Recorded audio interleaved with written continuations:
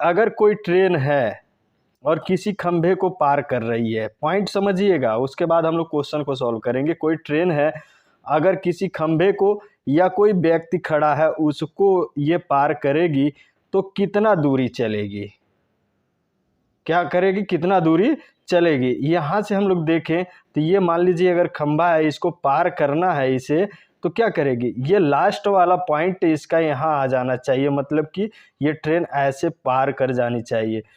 तो कितना दूरी चली, जितना इसकी लंबाई थी पूरी लंबाई पार कर गई। तो जब भी किसी व्यक्ति को या खंभे को पार करती है तो अपनी लंबाई के बराबर, कितना, लंबाई के बराबर दूरी चलती है, लंबाई के बराबर दूरी चलती है। फर्स्ट पॉइंट याद रखिएगा। दूसरा पॉइंट क्या आता है कि जब किसी प्लेटफॉर्म को या पुल को, प्लेटफॉर्म हो या पुल हो, इन दोनों में से पार करती है जब कोई ट्रेन, तो जैसे मान लीजिए ये ट्रेन है और ये पुल है, तो जब ये ट्रेन इस पुल को पार करेगी तो ये वाला एंड इसका यहाँ पे आ जाएगा, जब यहाँ चली आएगी तब जा कर के पार करेगी। तो इसने क्या किया, अपनी पूरी लंबाई को, यहाँ से ये वाला एंड यहाँ आने का मतलब है ये पूरी दूरी इसके द्वारा चली गई। तो कितनी दूरी चली गई, अगर इसकी लंबाई l है और पुल की लंबाई x मान लेते हैं, तो दोनों कितनी लंबाई चली गई, दूरी l प्लस x। तो जब भी किसी पुल को, मान लीजिए ये पुल है, तो कितनी दूरी चलेगी, l प्लस x। या अगर ये प्लेटफॉर्म है तो कितनी दूरी चलेगी, यानी खुद की लंबाई, ये वाला पॉइंट यहाँ आने का मतलब है इसने क्या किया, यहाँ से यहाँ तक चला, तो अपनी लंबाई और पुल या प्लेटफॉर्म की लंबाई। ये दूसरा पॉइंट है। और तीसरे पॉइंट किस तरह का क्वेश्चन आता है कि मान लीजिए दो ट्रेनें हैं, एक ही दिशा में चल रही हैं, एक ट्रेन कुछ स्पीड है, दूसरी ट्रेन का कुछ स्पीड है, एक ही दिशा में जब चल रही हैं तो इनका स्पीड क्या होगा। यहाँ सापेक्ष चाल कार्य करता है। कौन सा, सापेक्ष, रिलेटिव स्पीड। अगर ये पॉइंट आप समझ गए तो 100% आपको रेल संबंधित या चाल, दूरी, समय से संबंधित कोई भी क्वेश्चन आपसे छूटने वाला नहीं है। एग्जाम में जितने भी प्रकार के क्वेश्चन होते हैं सभी क्वेश्चन को आप सॉल्व कर लेंगे। तो यहाँ रिलेटिव स्पीड देखी जाती है कि इसकी तुलना में इसका क्या स्पीड है। पार अगर ये वाली इसको कर रही है तो जितना ये चल रही है ये भी तो कुछ चल रही है, लेकिन वो स्पीड जो इससे अधिक होगा वही स्पीड इसको पार करने में काम करेगा, इसको पार करने में काम करेगा। जैसे मान लीजिए ये चल रही है 20 के स्पीड से, अगली वाली चल रही है 30 के स्पीड से, ये वाली 30 के स्पीड से है, ये 20 के स्पीड से, तो इसको किस स्पीड से पार करेगी। भाई 20 के स्पीड से ये जा रही है तो 20 के स्पीड ये भी जा रही है अगर, तो बराबर चलेंगे। लेकिन 10 जो है स्पीड इसका, यही 10 जो है एक्स्ट्रा है, यही रिलेटिव, इसके सापेक्ष इसका अधिक वेग क्या है या चाल क्या है। तो 10 जो अधिक है, इसी चाल, यही सापेक्ष चाल होता है, इसी चाल से इसको पार कर पाएगी। नहीं तो 20 ये चल रही, 20 और ये भी, तो 20 इसका कैंसिल हो जाएगा। तो 10 एक्स्ट्रा जो होता उसी स्पीड से इसको पार करती है। तो बात करते हैं, तो यहाँ पे चाल क्या हो जाएगी, सापेक्ष चाल, दोनों का डिफरेंस। अगर ये V1 है और ये V2 है, इसको V1 मान लेते हैं, इसको V2, तो V1 माइनस V2, जो अधिक रहेगा उसमें से हम घटा देंगे।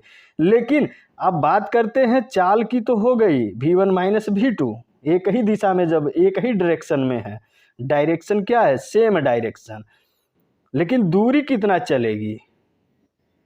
दूरी चलने के लिए देखिए, ये यहाँ से यहाँ मान लीजिए ऐसे है ट्रेन, ये वाला एंड इसको पार करना चाहिए, ये वाला इंड इसका यहाँ पे जब आ जाएगा तब जाके पार कर पाएगी। इसका मतलब इसने खुद की लंबाई और उसकी लंबाई को पार किया। किस स्पीड से? जो इसका रिलेटिव यानी सापेक्ष चाल था, रिलेटिव वेलोसिटी जो स्पीड थी, इस चाल से इसने क्या किया कि यहाँ पे पार किया। तो दूरी सेम रहेगी। दूरी क्या हो जाएगी?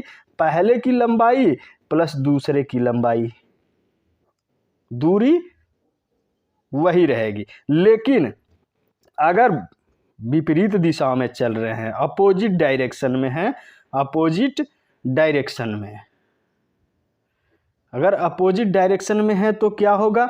जैसे मान लीजिए एक ट्रेन इधर से आ रही है या गाड़ी हो सकती है और एक ट्रेन इधर से आ रही है, इसका कुछ स्पीड है और इसका कुछ स्पीड है, अलग अलग स्पीड है। तो यहाँ पे क्या होगा? दोनों की चालें क्या हो जाएंगी? जुड़ जाएंगी। दोनों की चालें क्या हो जाती हैं?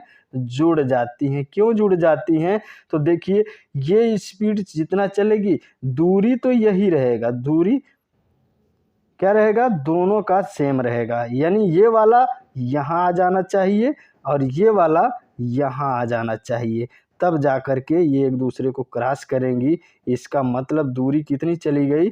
दोनों का लंबाई के बराबर। लेकिन स्पीड क्या हो गया? v1 plus v2। दोनों की स्पीडें क्या होती हैं? सेम डायरेक्शन में जब आती हैं तो जुड़ जाता है। क्यों? क्योंकि देखिए जब कोई दो व्यक्ति एक ही दिशा में जब चलते हैं, आप देखे होंगे, तो ऐसा लगता है कि बहुत तेजी से हम दोनों एक दूसरे को क्रॉस कर गए। लेकिन जब सेम डायरेक्शन में चलते हैं, एक ही दिशा में चलते हैं, तो ऐसा लगता है कि सामने वाला व्यक्ति बहुत स्लो चल रहा है। एक डायरेक्शन में जब चलते हैं तो जैसे लगता है कितना स्लो चल रहा है। लेकिन अगर कोई व्यक्ति स्थिर है या दूसरे डायरेक्शन में जा रहा है, एक इधर जा रहा है एक इधर जा रहा है, तो ऐसा लगता है कि बहुत तेजी से जा रहा है। क्यों? क्योंकि यहाँ दोनों की स्पीडें क्या होती हैं? जुड़ जाती हैं। और यहाँ दोनों की स्पीडें क्या होती हैं? सॉरी, यहाँ जुड़ जाती हैं और यहाँ पे क्या होती हैं? स्पीडें घट जाए। जब सेम डायरेक्शन में रहेगा तो घट जाएंगी। यहाँ देखिएगा, सॉरी, ये दोनों अपोजिट हमने कर दिया है, सेम डायरेक्शन ये हो जाएगा। तो जब सेम डायरेक्शन में रहेगा तो स्पीड क्या हो जाती है? घट जाती है। लेकिन अब देखिए यहाँ पे ये क्या करेगी? पार करने के लिए क्या करेगी भाई? अपनी लंबाई के बराबर इसको पार करेगी। अपनी लंबाई के बराबर क्या करेगी? पार करेगी। ये क्या करेगी? इसको पार करेगी। इसने क्या किया? इसको पार किया और इसने क्या किया? इसको पार किया। तो दोनों ने मिल करके पार कितना किया? दोनों की लंबाई के योग के बराबर। तो ये पॉइंट याद रखिएगा। बाकी हम लोग जो भी पॉइंट्स आते हैं, जो भी ट्रिक आते हैं, वीडियो में डिस्कस कर लेंगे। चलिए क्वेश्चन को स्टार्ट करते हैं। वीडियो के अंत तक बने रहिएगा। 100% गारंटी है कि रेल संबंधी या चाल, दूरी, समय संबंधित आपका कोई भी क्वेश्चन बचेगा नहीं। तो वीडियो कुछ लंबा होने वाला, पेशेंस रखिएगा। चलिए स्टार्ट करते हैं, देखते हैं।